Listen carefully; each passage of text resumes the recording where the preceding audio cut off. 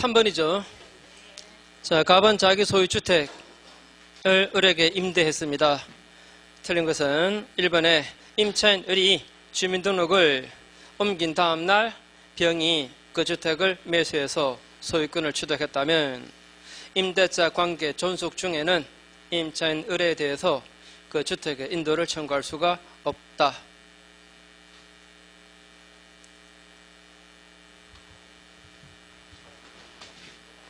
자, 갑 소유 주택입니다. 을이 임차하고 인도받고 주민등록 전입하고 그 다음날, 자, 그 다음날입니다. 다음날 갑이 이걸 병한테 팔아서 이전 등기까지 해버렸대요. 그때 이 을은 이 병한테 임차권으로 대항할 수가 있습니까? 없습니까? 대항할 수가 있죠. 그죠?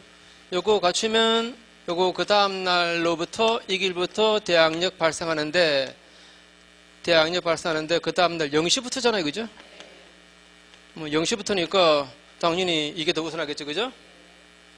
만약에 이게 같은 날이면 곤란해요. 그죠? 같은 날 이거는 오전, 이거는 오후라면 그럼 이거 대항 못해요. 이거는 오전에 해서 먼저 했지만 대항력은 그 다음 날 가야 발생하니까 이때는 이렇게 대항할 수가 없게 돼버립니다. 그죠? 그 다음에 이번에 임차인 을이 상속인 없이 사망했습니다. 그런데 그 주택에서 같이 살고 있던 사실은 배우자가 있어요. 이 사람이 바로 임차인의 권리를, 의무를 그리고 생겨하죠. 그죠? 3번 됐고 4번 임대인 갑과 임차인 을 사이에 임대차 계약 체결하기 전에 설정된 병의 저당권이 실행되었습니다. 자, 선순위 저당권이 실행된 거예요. 이 경우 임차인 을은 소액보증금 이거 제외하고는 경락대가에서 저당권자 병보다 웃으면 이제 못 받아요. 5번에 임차인 을이 주민등록을 이 주택으로 옮긴 그 다음날 병이 그 주택의 소유권을 취득했다면 임차인 을은 임대차 관계 종료 후 보증금 반환 이걸 누구에게 청구합니까? 병에게 청구하죠. 대항력이 있는 거니까 양수인 병한테 보증금 반환 청구합니다. 그래서 이게 X죠. 뒷페이지 4번에 틀린 것은 1번에 갑 소유주택을 을이 임차해서 존속기간을 1년으로 했을 때 임차인 을은 주임법에 따라서 2년 주장할 수도 있죠. 기간을 1년 했으면 1년 주장해도 괜찮고 2년 주장해도 괜찮고, 그죠? 그 다음 이번에 갑이 을에게 대한 금전 채권 이걸 변제 못 받아서 이걸로 보증금으로 대체한 겁니다. 그리고 을 소유 아파트를 임차한 거예요.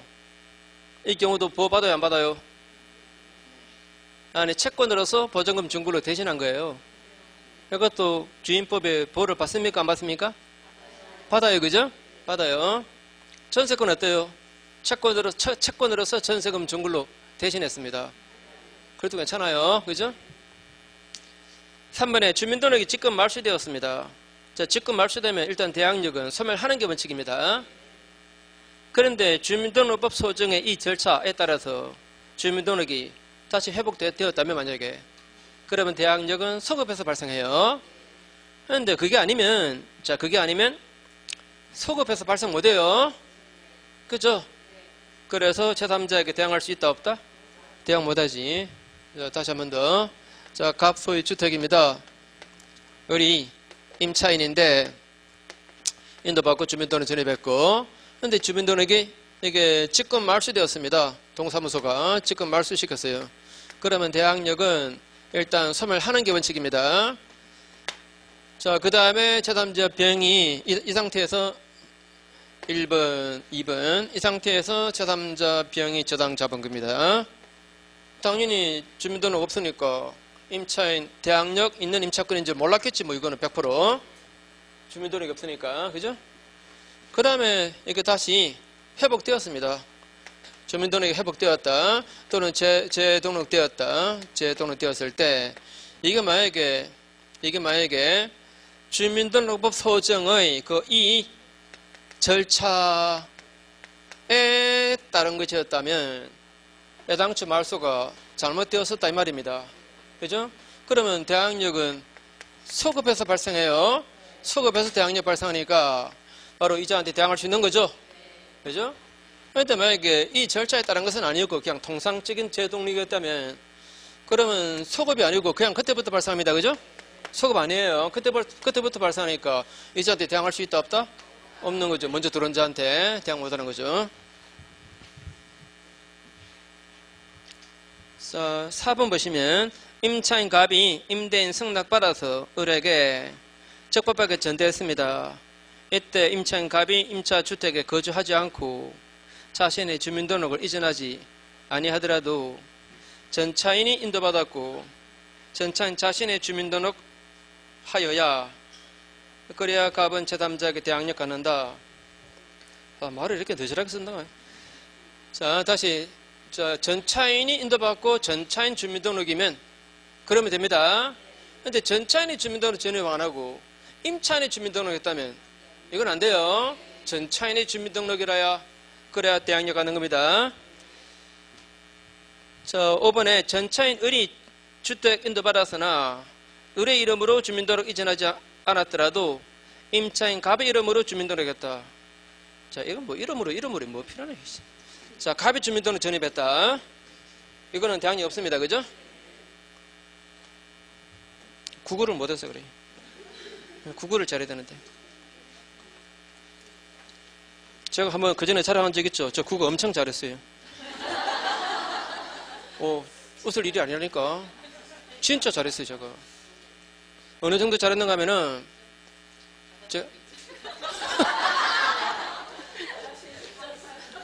그래, 받아쓰기 100점이다. 그만하자, 그만해. 나중에 수업 끝나고 와, 나한테.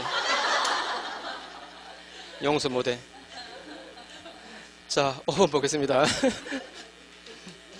1번에 주민등록 지급 말소 후 주민등록법 소정의 이 절차에 따라서 재등록되었습니다. 이러면 대항력이 소급에서 발생하죠. 그래서 재등록되기 전에 임차주택에 새로 이관계 맺은 선의 제3자에게도 대항할 수 있습니다. 맞죠? 대항력이 소급에서 발생하니까. 자, 2번 나온 얘기고 3번 주택 소유자가 그 주택을 타인에게 매도하면서 동시에 종전 상태를 유지한 채 그 주택을 다시 임차했답니다. 자, 소유자가 팔되 자신이 임차한 거예요. 이랬을 때 이 임차권의 대항력은 언제 발생할까? 언제 발생할까? 여기 보니까 주택 양도인의 그 최초 전입 신고했을 때 진짜 그 이글부터 발생한다. 자, 어때요? 우리 책에 있는데 그 판례가 나온 지가 오래되어서 제가 강의는 안 했습니다. A가 이 주택 소유자입니다. 소유자로서 이 주택으로 주민등록 되어 있습니다. 이 주택을 이걸 팔아요. 이걸 B한테 팔되 바로 자기가 임차해서 그냥 계속 살아요. 알겠지, 그죠? 그러면 애당초의 주민등록은 이거는 임차인으로서 주민등록 아니에요. 맞죠? 이거는 대항력과 관계없는 겁니다. 그죠? 이게 언제부터 임차인으로서의 주민등록 되는 겁니까, 이게? 이게 언제부터 임차인으로서의 주민등록이 돼요? 이자에게 소유권 넘어갔을 때부터지. 맞죠? 이자에게 소유권 넘어가면 그때부터가 이제 임차인으로서 주민등록입니다. 그러면 그 다음날 가야 대항력이 발생해요. 맞죠? 그죠? 매수인에게 이전 등기된 그 다음날로부터 그 대항력이 발생합니다. 아시겠죠?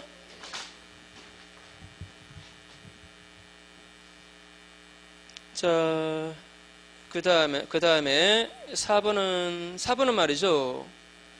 이거는 현재의 그 주임법으로 개정되기 그 전에 법을 기초로 한 판례입니다.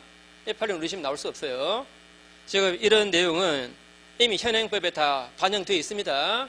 반영되어 있으니까 이 판례가 반영되기 전에 그 법을 기준으로 나온 판례입니다. 이 판례는 우리 집에 안 나와요. 보지 마세요. 그러면 5번에 임대차 목적이 된 주택을 담보 목적으로 신탁법에 따라서 신탁한 경우에도 수탁자는 임대인의 지위를 승계한다.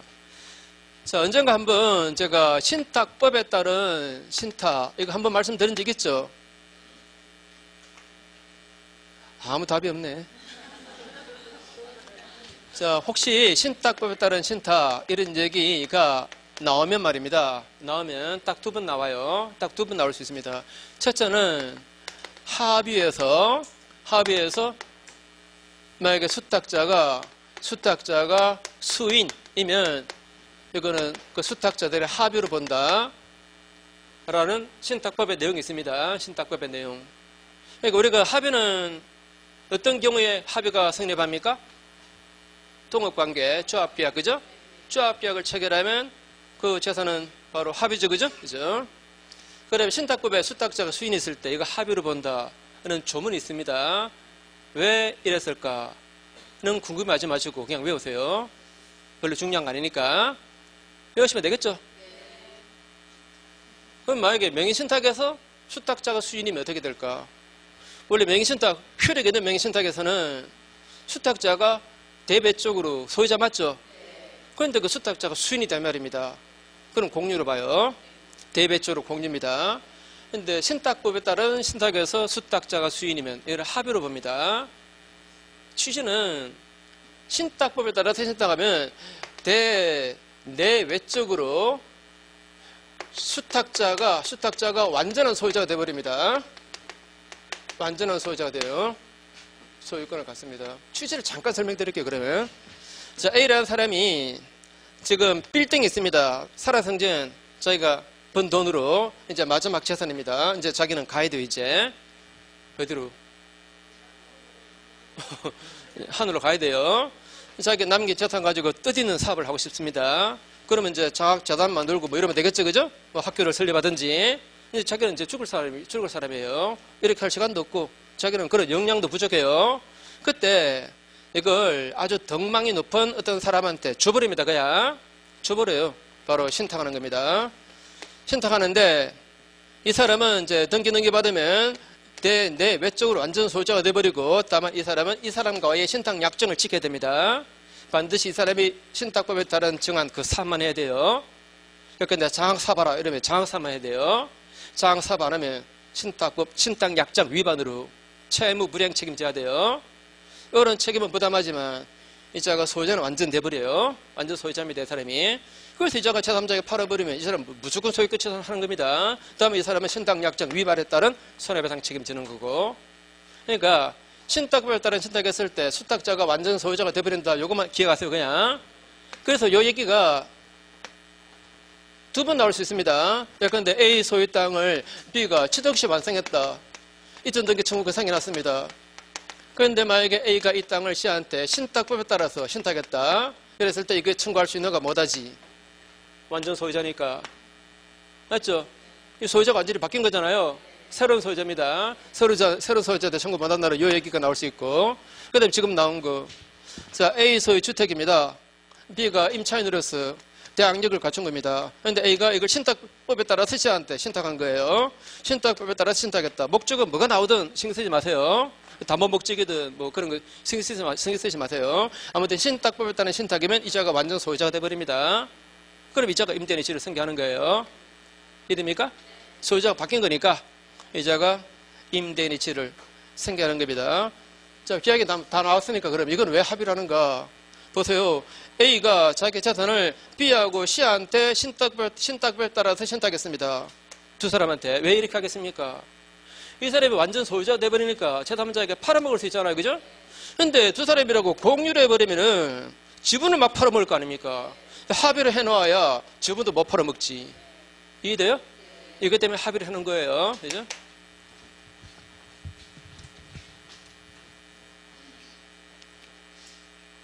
자, 그 다음에 뒤로 넘어가시고 6번에 틀린 것은 1번에 대항력 갖춘 임차인이 그 주택에 저당권 설정한 후 임대인과 합의로 보증금 증액했습니다. 이때 경락인에게 그 증액 부분 가지고 대항할 수 있습니까? 없습니까? 있어요? 없어요? 자, A 소유 부동산 주택 B가 임차할 때 보증금 1억 5천, 그 다음에 C가 저당 들어왔고, 그 다음에 보증금을 5천 정액했습니다. 정액 합의한 거예요. 정액 합의를 한 겁니다. 그 다음에 주택에 경매됩니다. 주택이 경매될 때 이 사람은 경락인에게 대항하더라도 이것만 가지고 대항할 수 있는 겁니다.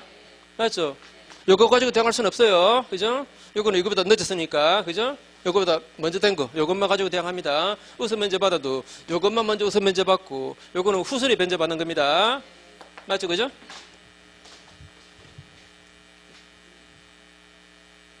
그 다음에 이번에 주임법은 주택의 일부가 주거 이외의 목적으로 사용되는 경우에도 적용됩니다. 보통 보면 주택에다가 앞에 구멍가게 집어넣고 그런 거 있죠, 그죠? 그런 경우도 주임법의 보호를 받아요. 그런 주택 임차한 사람도 보호받아요. 근데 반대로 전체가 비주거용 건물인데 그 중에 일부를 주거용으로 써도 이거는 주임법의 보호를 받지 못합니다. 자, 빌딩 한 층을 임차해가지고 다방을 하고 있습니다. 다방을 해요. 그 내부에다가 숙소 만들어서 그 주거용으로 쓰고 있습니다. 그런 경우는 주임법의 보호를 못 받아요. 맞죠? 그 다음에 3번에 이기의 차임을 연체했다. 이런 사람에게는 법정 갱신을 인정 안 해줍니다. 아시죠? 그 다음에 4번에 하나의 주택에 임차인이 두 사람인데 근데 그 두 사람이 같이 살고 있습니다. 가정 공동생활을 하고 있답니다. 이런 경우는 이걸 한 사람의 임차인으로 봅니다. 그 두 사람의 보증금을 다 합산해가지고 그게 소액 임차인인가 아닌가를 판단해요. 맞죠? 그죠? 엄마도 임차하고 딸도 임차하고 임차는 둘이 했습니다. 그런데 둘이 같이 살아요.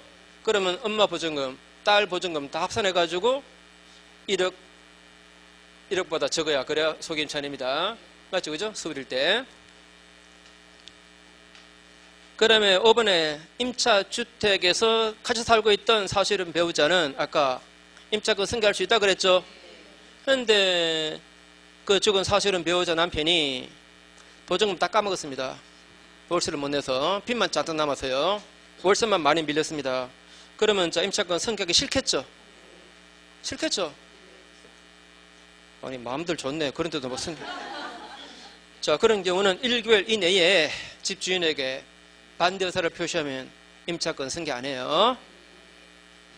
그 다음에 7번에 틀린 것은 1번에 임대차 계약이 갱신되더라도 당초 대항력과 확정일자 갖춘 때를 기준으로 종전 임대차 그 내용에 따른 우선 면제권 그리고 대항력 이거 인정됩니다. 임대차가 몇 번 갱신될 수 있죠, 그죠? 그때 갱신되면 그때부터 새로 대항력 우선 면제권이 생겨난다? 아니다, 그죠? 최초 계약서에 따라서 대항력과 우선 면제권이 인정됩니다. 그래서 중간에 저당권자 돌아도 괜찮아요. 이번에 경매 절차에서 주택을 매각받았지만 아직 매각 대금을 완납 못한 최고가 매수 신고인으로부터 임차했을 때 이 법의 보호를 못 받죠? 알죠 이거? 그죠? 이 사람은 임대할 권한이 없는 자입니다. 임대할 권한 없는 자로부터 임차한 거니까 이거는 보호 못 받습니다. 여기 답이고. 자, 임차인의 보증금 반환 채권이 가압류된 상태에서 임차 주택이 매도되었답니다. 이때 매수인이 제3채무자의 지위를 승계하며 이 경우 가압류 채권자는 그 매수인에게만 가압류 효력을 주장할 수 있다. 뭐 가압류 저런 말 들어가면 사실 우리 시험에는 조금 덜 나오는 편인데 자 A소의 주택입니다. B라는 사람이 임차인으로서 대항 요건을 갖추었고 그다음에 보증금 반환 채권 이거는 B의 채권자 C로부터 가압류 당했습니다. 자 가압류, 압류, 채권에 대해서 가압류, 압류 이렇게 나오면 이 사람 기준으로 채권자, 채무자, 제3 채무자 이렇습니다. 이해했죠? 자 다시 채권에 대해서 압류, 가압류 들으면 이 사람이 채권자고 여기는 채무자, 여기는 제3 채무자라고 표현해요. 그 다음에 이제 A가 주택을 D한테 팔았습니다. 팔았으면 이자가 보증금 반환 채무를 승계하잖아요. 이제 보증금 반환 채무가 이렇게 되는 거죠, 그죠? 그러면 가압류 효력도 이 사람에게 주장하는 거죠? 맞죠? 그죠? 그 얘기입니다. 이 사람이 이 보증금 반환 채무를 이자가 따놓으니까 이제 보증금 반환 채권이 이렇게 가잖아요, 그죠? 그러니까 가압류의 효력도 이 사람한테 주장하는 거죠. 그래서 돈 주지 마라, 그죠? 네. 감리되면 돈 주면 안 되잖아요. 그죠? 그래서 왜 줬냐? 이걸 이자가 누구한테 말한다? 이 사람한테 말해야 돼요. 맞죠?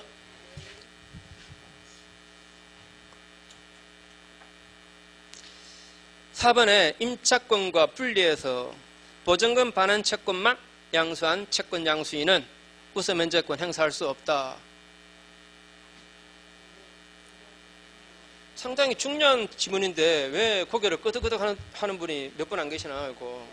상당히 중요한 겁니다. 그죠? 그럼 고개 끄덕끄덕 해보세요. 이건 다 하셔야 돼요. 중요한 거니까. 자, 한 번 더 해볼게요. 자, A 소유 주택입니다. B라는 사람이 임차인으로서 임차인으로서 네, 보증금 반환 채권 있고 보증금 반환 채권 있고 그 다음에 C라는 사람이 보증금 반환 채권 요구를 양수한 거예요. 임차권 요구 양수한 거 아니에요. 보증금 반환 채권 요것만 양수했습니다. 이 사람은 대항력과 우선 면제권 갖춘 사람이고 그 다음에 나중에 여기 경매되었습니다. 경매되었을 때 이 사람이 채권만 양수한 자 이 사람이 배당에 참가해서 우선 면제를 받아낼 수 있는가? 우선 면제권은 임차인에게 주는 거잖아요. 이 사람 임차인 아니잖아요. 맞죠? 이거 인정 안 됩니다. 인정 안 된다라고 판례가 나왔습니다. 판례가 나와서 그래서 신설된 조항이 있죠. 또 거기 아무도 안 끄덕이네. 이런 판례가 나왔기 때문에 그래서 신설한 조항. 여기가 만약에 은행이다. 예, 그러면 됩니다. 됐어요. 그 정도면. 그 정도면 됩니다. 우리가 뭐 주관식으로 시험 안 보니까. 그죠? 보고, 그러면 맞는 거예요. 자, 여기 은행이다. 은행에서 이거 왜 양수합니까? 이거 담보로 가져가는 거예요. 이렇게 대출해주고, 그죠? 대출해주고, 그러니까 대출로 못 갚으면, 그러면 이쪽에서 이제 보증금 받아가는 거예요. 그죠? 바로 담보로 가져가는 겁니다. 이런 경우에 우선 면제권을 줘야, 그래야 대출이 잘 될 거 아닙니까? 그죠? 아시겠죠? 여기가 일정한 금융기관이면 채권만 양수해서도 우선 면제권 줍니다. 자, 거기까지 다 기억하셔야 돼요.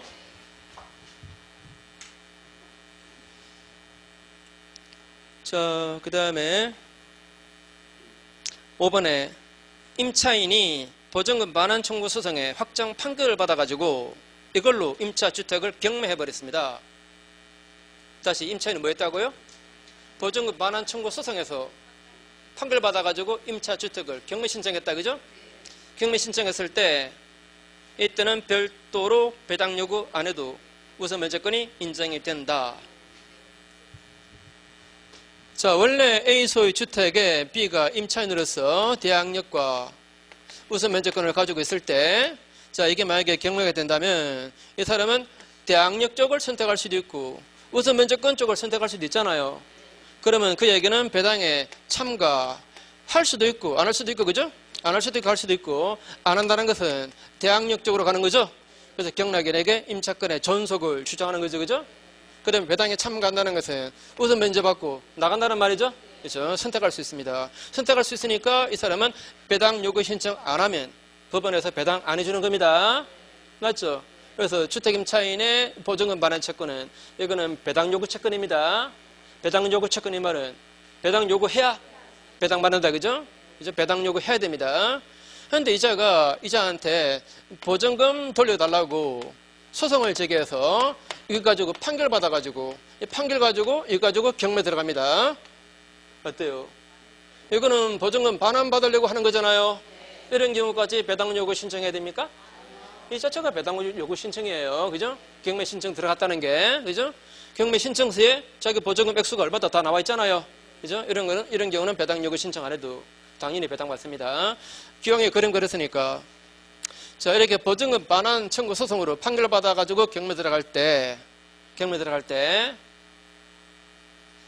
이 사람이 이 주택을 인도를 해줘야 되는가, 인도 안 해주고도 경매 신청할 수 있는가? 자, 인도 안 하고도 집 안 비워주고도 경매 신청할 수 있냐? 아니면 경매 신청을 내면 집을 비워줘야 되냐? 이 말입니다. 그죠? 원래는 말입니다. 동시인관계에 있는 상대방의 채무를 강제 이행시키려면 자기 반대 채무를 이행하는 게 원칙입니다. 원래 저쪽에 보증금 반환과 이쪽에 주택인도는 동시인관계 있죠.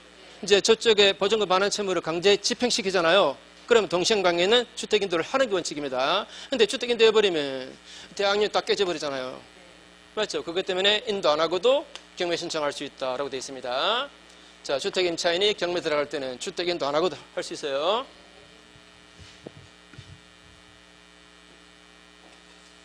그 다음에 8번에 틀린 것은 1번 보시면 자, 주인법상 주민등록 이 대항 요건은 임차인 본인만 해야 된다? 가족의 주민등록으로도 되죠, 그죠? 그 다음에 2번은 나온 얘기고, 그 다음에 3번에 임차인이 임차 주택에 대해서 대항 요건을 미리 갖추었다 하더라도 확정일자, 부여받은 날짜가 가압류 날짜보다 늦었다면 그러면 가압류 채권자가 순순히가 된다. 이 말 자체는 이렇게 쓰면 안 돼요. 자, 이렇게 쓸게요. 자, 확정일자를 부여받은 날짜가 가압류 날짜보다 늦었다면 그러면 임차인은 가압류 채권자에 우선하지 못한다. 이렇게. 이때 임차인은 가압류 채권자에 우선하지 못한다. 어때요? 자, A 소유 주택입니다. B라는 사람이 임차에서 인도받고 주민등록 전입해서 대항 요건 갖췄습니다. 그 뒤에 C가 이게 가압류 들어왔습니다. 가압류 들어왔고, 그 다음에 이 사람이 이제 그 뒤에 확정일자 받은 겁니다. 확정일자 이제 받은 거예요. 이랬을 때 이게 만약에 경매가 되었다면, 경매가 되고 이자가 이 사람이 배당에 참가했다면 말입니다. 배당에 참가했다면 배당하면서 이자보다 우선 먼저 받을 수 있는가? 없습니다. 확정일자 뒤에 받았잖아요. 이때 우선 면제권이 생겨나니까 이미 이 가압류권자 돌아버렸잖아요. 그죠? 그죠? 그렇다고 가압류권자가 우선한다. 이건 아닙니다. 가압류권자는 일반 채권자입니다. 담보권자가 아니기 때문에 이자가 우선하지는 않아요. 그렇다고 이자가 이자보다 우선할 수도 없고, 이거는 채권에게 비례해서 비율 배당받게 됩니다. 예? 자기 채권에게 비례해서 비율 배당받아요. 아무튼 이자가 먼저 우선 면제 받을 수는 없습니다. 가압류가 들어오고 확정일자 이자 받았으니까 우선 면제권이 인제 생겨났으니까 이자보다 우선할 수 없어요. 이런 경우는 이제 경락이 생겨나면은 이 사람은 배당에 참가하지 하지 말아야 돼요. 이걸 가지고 그냥 대항해야 돼요. 그죠? 맞죠? 대항하면 자기 보증금 다 지키잖아요. 그죠? 이거 섣불리 배당에 참가, 배당 요구 신청했다가는 자칫하면 자기 보증금을 다 회수 못하게 됩니다. 그죠?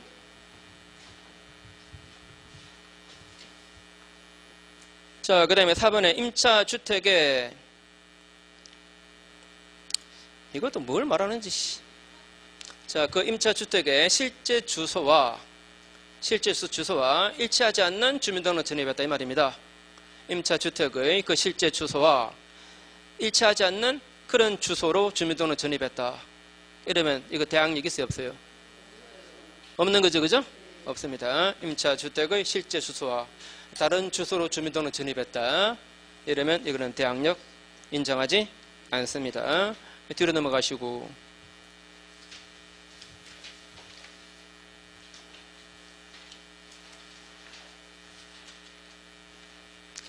자, 9번에 1번 보시면 임대차가 종료된 후 보증금 반환받지 못한 임차인은 어디 주소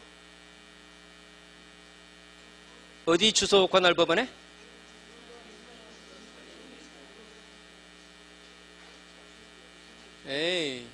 주택 그 주소지 관할법원, 임차 주택 그 주소지 관할법원, 임대인 주소도 아니고 임차인 주소도 아니고 임차 주택 그 주소지 관할법원, 그 소재지 관할법원, 그죠? 임차 주택 그 소재지 관할법원에다가 임차권 등기 명령 신청할 수 있고, 만약에 그 명령 신청이 2번 기각당하면 이 임차인은 항고할 수 있습니다. 그 다음에 3번에 임차권 등기 명령 가지고 임차권 등기 했을 때 그 후에는 임차인이 대항 요건 상실하더라도, 즉 이사 가더라도 또는 주민등록지 옮기더라도 대항력과 우선 면제권이 소멸하지 않습니다. 그죠? 그냥 유지됩니다.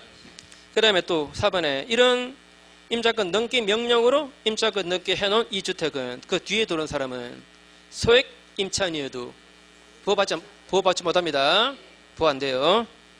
5번은 나온 얘기고, 그 다음에 10번 쉬운 거니까 각자 하시고, 요즘 잘 안 나오는 그 패턴이죠. 그 다음에 11번 틀린 것은 1번의 확정일자를 입주 및 주민등록일 그 이전에 이미 갖추었다. 이런 경우 우선면제의 효력은 대항력과 마찬가지로 인도, 그 다음에 주민등록 마친 그 다음날로부터 발생한다. 자, 우선 우선면제권은 대항력 없이는 발생 안 하죠. 그래서 확정일자 먼저 받았고 대항력권 나중에 갖추었다면 그럼 대항력 발생할 때 그때 우선면제권도 같이 발생해요. 맞죠? 그죠? 그 반대로 만약에 대항력권 먼저 갖추었고 확정일자 나중에 받았다면 이미 대항력 발생한 상태에서 확정일자 받으니까 확정일자 받자마자 바로 우선면제권 생겨나고, 맞죠? 그죠? 그 다음에 2번 나온 얘기고, 그 다음에 3번에 대항력 갖춘 임차주택의 양수인이 임대차가 종료한 상태에서 임대인의 지위를 승계하는 것에 관해서 임차인이 이의를 제기했다. 이의 제기할 수 있어요, 없어요? 자, 원래 대항력은 갖추었을 때 새로운 소유자, 이자가 임대인의 지위를 승계하잖아요. 그죠? 이자가 보증금 반환 채무도 승계하잖아요. 그런데 임차인 입장에서 이 사람이 불안해요. 신용이 안 좋습니다. 신용이 안 좋아요. 그러면 보증금 반환 채무가 승계되는 거에 관해서 뭐를 제기할 수 있다? 이의를 제기할 수 있다. 이의를 제기하면 이 사람의 보증금 반환 채무가 소멸하지 않습니다. 이렇게 보증금 반환 청구 들어갈 수 있어요. 한 번만 더. 자, 대항력 갖춘 임차권 했을 때 이 주택의 양수인 이자가 원래 보증금 반환 채무를 승계해요. 이때 면책적으로 승계하지 병존적으로 승계하는 거 아닙니다. 그래서 이렇게 보증금 반환 청구하는 게 원칙이에요. 다만 그게 싫으면 이자가 뭘 제기한다? 이의를 제기하면 됩니다. 그러면 이렇게 보증금 반환 청구할 수도 있습니다. 자, 그 다음에 4번에 임차주택이 경매 또는 공매되었을 때 임차인이 그 환가대금에서 보증금을 수령하려면 임차주택을 경락인, 그러니까 양수인은 경락인입니다. 경매니까, 즉 경매잖아요, 그죠? 경매니까 이 양수인은 경락인에게 인도해야 된다. 아까 말씀드렸습니다. 다음에 인도하고 보증금 수령하고 동시행관계 있습니다. 맞죠? 주택을 먼저 인도하는 게 아니에요. 동시행관계 있다는 거. 보증금 수령한다 이 말은 배당받는 거죠, 그죠? 배당받는 것과 그 다음에 주택 인도하는 것은 동시행관계 있습니다. 5번에 임차인의 소액 보증금 중에서 그 일정액, 요거는 초세보다 우선합니다. 맞죠? 자, 뭐 당에서 그 뭐고 다. 이제 곧 끝낼게요. 자, 다시 뭐 당에서 그 뭐고 간에 자, 초세보다 우선하는 게 두 가지입니다. 뭡니까?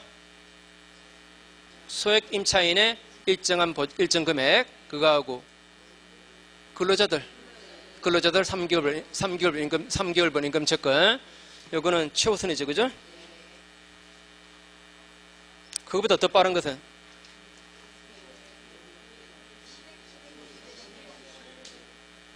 실행 비용이 최우선입니다. 제일 먼저 빠져나오고 그 다음에 최담취득자가 지출한 비용. 왜? 최담취득자가 지출한 비용. A 소유 부동산에 B가 저당권자다. 나중에 C라는 사람이 소유권을 취득했다, 저당권 취득했다, 전세권 취득했다. 이자가 지출한 비용이 있으면 이게 경매됐을 때 경매대가에서 우선 반환받잖아요.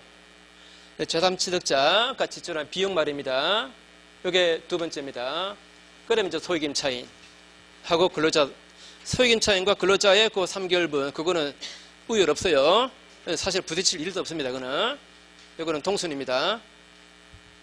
그 다음에 당해세 이렇게 나와요. 그 다음에 12번 볼게요. 12번 1번에 당초 다가구 주택을 임차한 사람이 그 지분을 기재해서 전입 신고했습니다.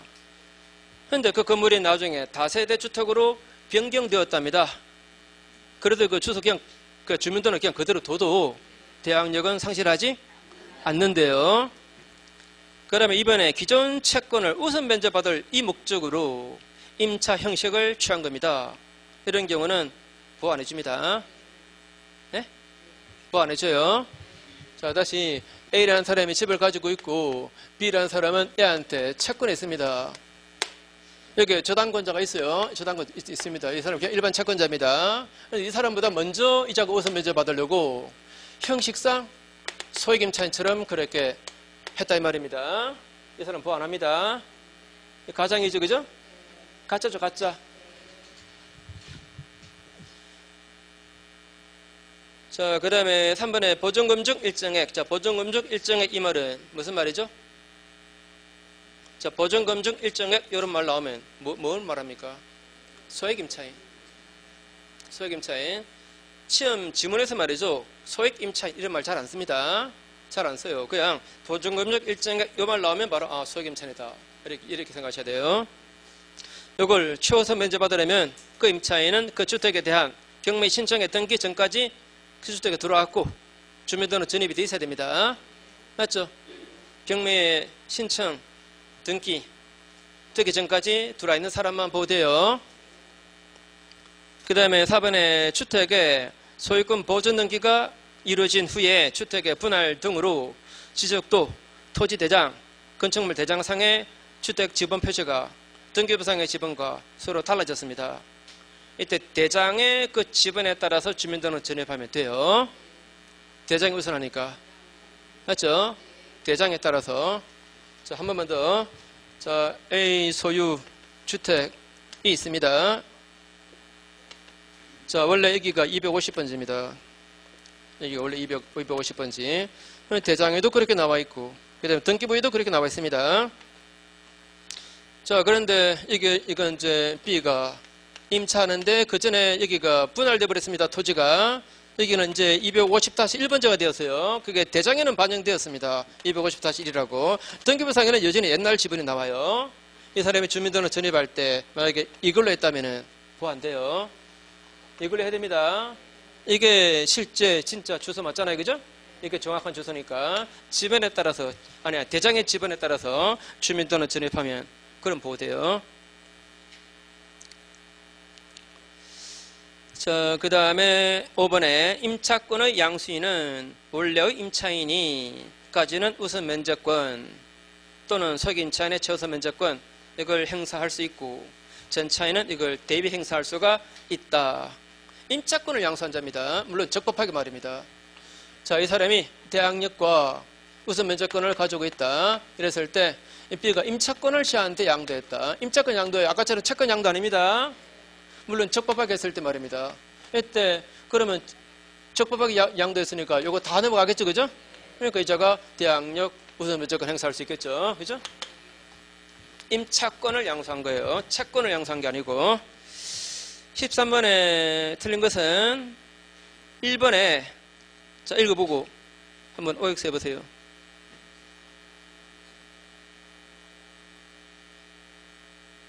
지금 읽어가지고 답 안 나와요. 아무리 들여다봐도 답 안 나와요. 그 문장 제랍에다가 요 말을 써놓으세요. 토지에 라고. 토지에. 자, 그러고 난 다음에 한번 읽어보세요. 읽어보고 OX 해보세요.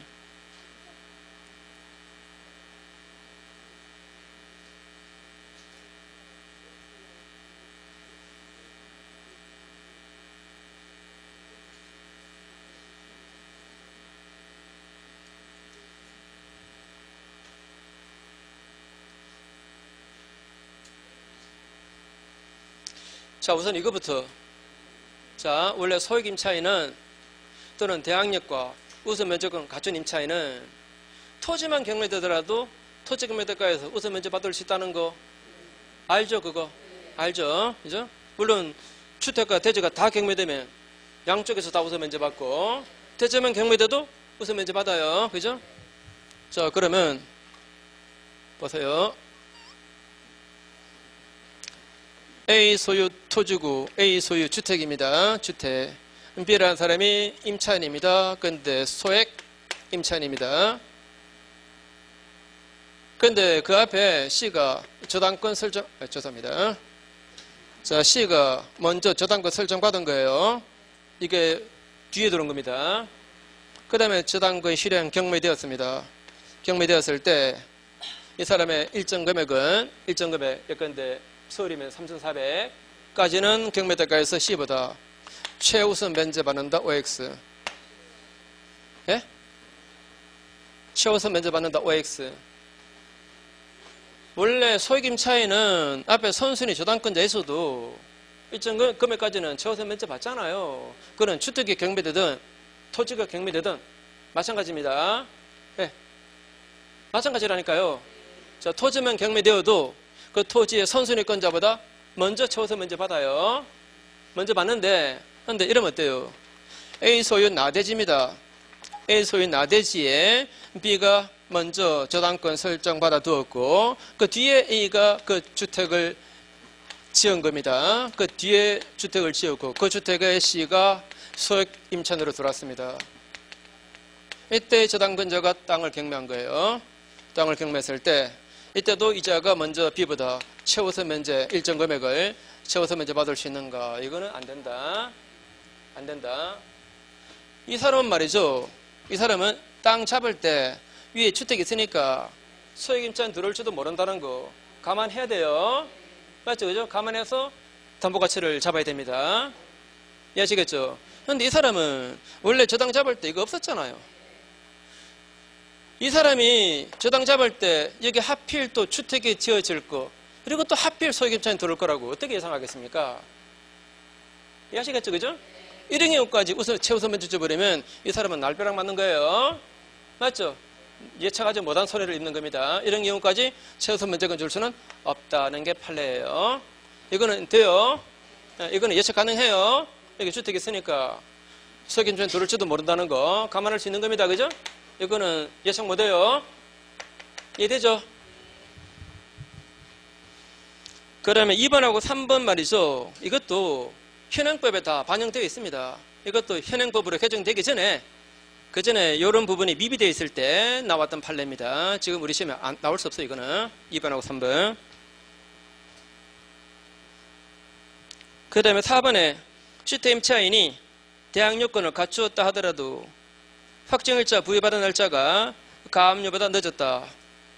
이러면 가압류권자가 선순위라고 볼 수밖에 없다. 이것도 이렇게 말씀하면 안 되는데. 자, 아까 말씀드렸습니다. 아까 나온 얘기죠. 이런 경우 임차인이 가압류권자보다 우선하지 못해요. 둘은 동순위입니다. 그죠? 그러면 5번에 확정일자 취지는 임대인과 임차인의 담합으로 보증금액 수를 사후에 변경하는 것을 방지하기 위함이다. 맞는 말입니다. 확정일자 갖추는 것은 그 뒤에 보증금 올리는 거 이걸 막으려고 자 그거 우선 면제 못 받게 하려고 하는 거예요. 자 오늘 여기까지만 합시다. 자 다음 주 뵙겠습니다. 감사합니다.